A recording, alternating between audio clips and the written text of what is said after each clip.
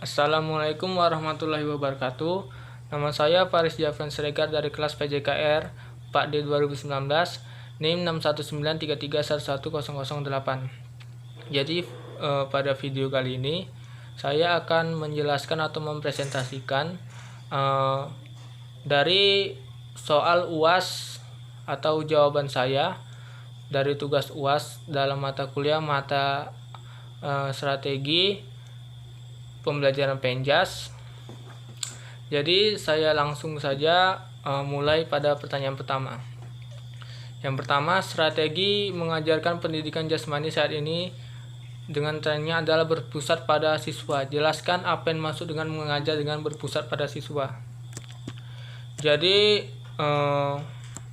jawaban saya adalah pendekatan pelajaran pada siswa ini dapat diartikan sebagai titik tolak atau sudut pandang kita terhadap proses pembelajaran tersebut, yaitu merujuk pada pandangan tentang terjadinya suatu proses yang sifatnya masih sangat umum. Di dalamnya mewadahi, menginspirasi, menguatkan, dan melestarikan metode pembelajaran yang cakupan teoritisnya tertentu. Lanjut ke pertanyaan kedua. Jelaskan apa yang dimaksud dengan strategi mengajar berpusat pada guru, dan jelaskan pula pada situasi dan kondisi yang bagaimana strategi ini efektif dilakukan. Jadi jawaban saya adalah metode pembelajaran berpusat pada guru adalah perencanaan, pembelajaran dan instruksi yang berpusat pada guru dan cenderung mengaktifkan pemahaman siswa melalui penyelenggaraan pembelajaran yang dianggap sebagai bentuk transmisi pengetahuan. Jadi di situasi dan kondisi yang tepat pada saat pembelajaran ini menurut saya adalah pada saat guru memberikan pertanyaan atau kuis kepada siswanya di dalam kelas dalam pelajaran tertentu. Lanjut ke pertanyaan ketiga. Dalam buku Teaching Physical Education karya Muska Muston yang merupakan buku wajib Anda yang harus dipelajari mandiri pada mata kuliah ini, menerangkan bahwa ada 11 gaya dalam mengajarkan pendidikan jasmani. Ada diminta untuk menjelaskan gaya mengajar yang mana saja yang diorientasikan berpusat pada siswa dan guru, dan dari ke-11 gaya mengajar tersebut berikan penjelasan lengkapnya. Baiklah, langsung saya jawab. Yang pertama ada gaya komando. Pada gaya komando ini untuk guru dalam model ini semua aktivitas pembelajaran dan keterlaksanaan hanya tergantung pada guru, dan untuk siswanya situasi, dan demikian menyebabkan situasi tersebut menyebabkan peserta didik pasif dan tidak diperkenankan berinisiatif, yang artinya siswanya tidak dapat mengembangkan pengetahuan dan kreativitasnya di dalam gaya ini. Selanjutnya gaya latihan atau praktis. Untuk guru menyediakan waktu dan memberikan umpan balik atau feedback kepada siswa secara individu dan pribadi, dan peserta didik mengerjakan tugas yang diberikan guru dalam model. Jadi untuk siswa gaya ini memberikan siswa untuk berlatih secara individu dan mandiri. Yang ketiga ada gaya timbal balik atau resiprokal. Pada gaya ini siswa bekerja dengan temannya yang memberikan umpan balik kepada temannya itu berdasarkan kriteria yang sudah ditentukan oleh guru. Jadi pada hakikatnya siswa bekerja sama dengan teman dengan mengikuti kriteria yang sudah dirancang oleh guru tersebut atau gurunya untuk mengembangkan umpan balik dan keterampilan bersosialisasi. Yang keempat ada gaya evaluasi self-check. Dalam hal ini tujuan dalam ini hakikatnya adalah siswa mengerjakan tugas secara individu dan mandiri dan memberikan umpan balik untuk diri sendiri dengan menggunakan kriteria yang sama yang sudah dikembangkan oleh gurunya tersebut. Lanjut yang kelima gaya inklusi atau inclusion. Jadi tugas yang dirancang menggunakan level dan kesulitan yang berbeda-beda. Jadi siswa ini menentukan level terendah tugas mereka dan melanjut kepada level berikutnya. Jadi tugas guru di sini hanyalah mengayomi saja atau memberikan saran. Yang keenam ada gaya penemuan terpandu atau guided discovery.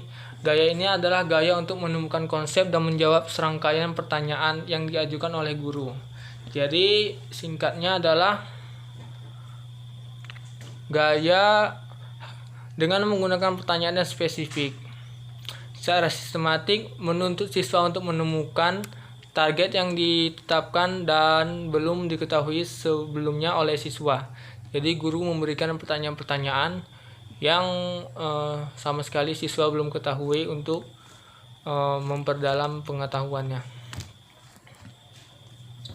Lanjut ke 6, yaitu gaya penemuan konvergen. Pada gaya ini siswa mencari solusi dari masalah dan belajar mengklarifikasi isu yang menghasilkan kesimpulan dengan menggunakan prosedur yang logis. Hakikatnya di sini guru mengajukan pertanyaan, yaitu struktur intrinsik dari tugas-tugas atau pertanyaan yang membutuhkan satu jawaban tepat tersebut. Yang ke-8 ada gaya penemuan mandiri atau produksi divergen. Di sini siswa terlibat dalam memproduksi respon divergen atau satu pertanyaan.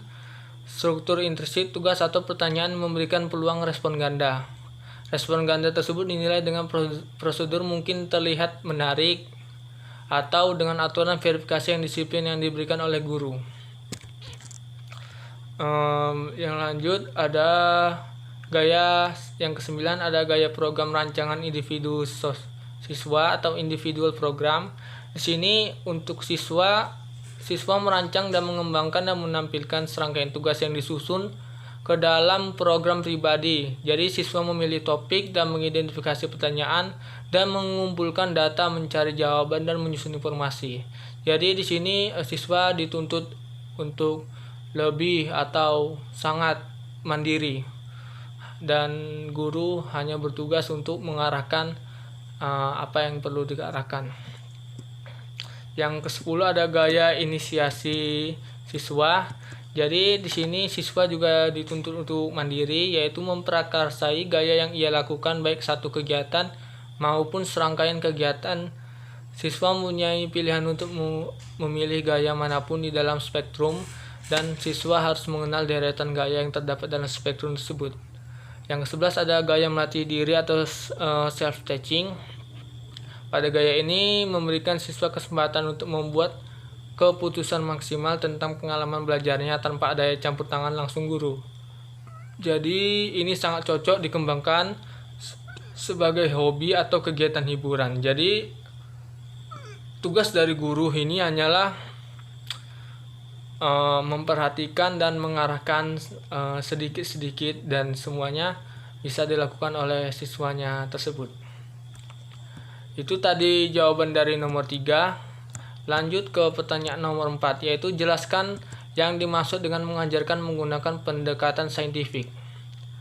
Jadi jawaban saya ialah pendekatan saintifik atau scientific approach adalah model pembelajaran yang menggunakan kaidah-kaidah keilmuan yang memuat serangkaian aktivitas pengumpulan data melalui observasi, menanya, eksperimen, mengolah informasi atau data, kemudian mengkomunikasikannya.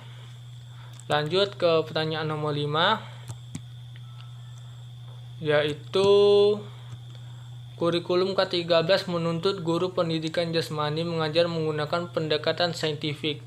Pendekatan saintifik yang dimaksud pada kurikulum tersebut dalam diimplementasinya menggunakan strategi 5M. Jelaskan apa yang dimaksud dengan 5M dan apa kaitan antara 5M dengan pembelajaran saintifik. Jadi untuk menjawab ini saya beri pengertian dulu tentang 5M. Jadi 5M ini adalah pengertian dari atau singkatan dari mengamati, menanya, mengumpulkan informasi, mengasosiasi, dan mengkomunikasi. Jadi saya akan langsung menjelaskan kaitannya dengan saintifik. Jadi yang pertama itu ada mengamati. Jadi di sini kaitannya di dalam saintifik adalah pada siswa misalnya mengamati pelajaran. Contohnya peserta didik menggunakan panca inderanya atau penglihatannya untuk mempelajari apa yang diajarkan oleh gurunya. Jadi misalnya pada pelajaran IPA peserta didik mengamati pelangi, atau mata pelajaran matematika mempelajari tentang angka-angka seperti itu. Lanjut ke 5M yang kedua, yaitu menanya. Jadi kaitannya di dalam saintifik adalah pada saat siswa menanyai tentang pelajaran-pelajaran yang diberikan gurunya. Jadi contohnya peserta didik merumuskan atau menyimpulkan sebuah pertanyaan apa saja yang diketahui yang bisa dipikirkan olehnya terkait dengan fenomena atau pembelajaran yang sudah dilaluinya tersebut. Lanjut ke 5M yang ketiga, yaitu mengumpulkan informasi atau mencoba. Jadi kaitannya di dalam saintifik pada saintifik yaitu pada saat siswa di sekolah, contohnya seperti mengumpulkan data melalui berbagai teknik, misalnya melakukan eksperimen pada mata pelajaran IPA, kemudian objek atau kejadian atau aktivitas mewawancarai dan membaca buku pelajaran dan sumber lain di antara buku referensi, kamus, dan ensiklopedia, dan lain-lainnya. Lanjut ke 5M yang keempat, yaitu mengasosiasikan atau mengolah informasi. Jadi kaitannya dalam pembelajaran saintifik ialah peserta didik menggunakan data atau informasi yang sudah dikumpulkan untuk menjawab pertanyaan-pertanyaan yang sudah dirumuskan sebelumnya. Pada langkah ini, guru mengarahkan agar peserta didik dapat menghubungkan data atau informasi yang diperoleh untuk menarik kesimpulan. Yang terakhir ada 5M yang kelima, yaitu mengkomunikasikan. Jadi kaitannya pada pembelajaran saintifik ini ialah peserta didik dapat menjawab terhadap pertanyaan-pertanyaan apa yang secara lisan atau tulis melalui media lain yang diberikan oleh gurunya. Pada tahapan ini, peserta didik dapat juga